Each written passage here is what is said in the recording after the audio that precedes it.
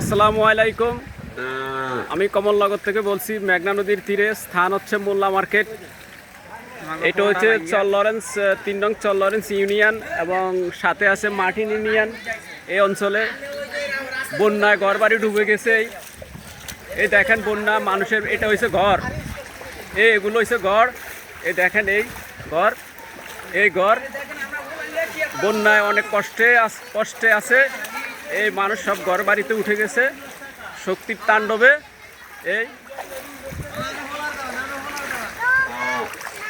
এই পানি আর পানি, কি পানি কি উঠছে ভাই ওইদিকে?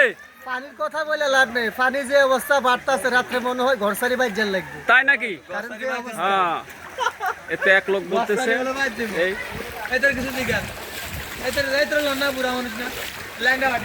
এদিকে পানি, এ পানি আর পানি।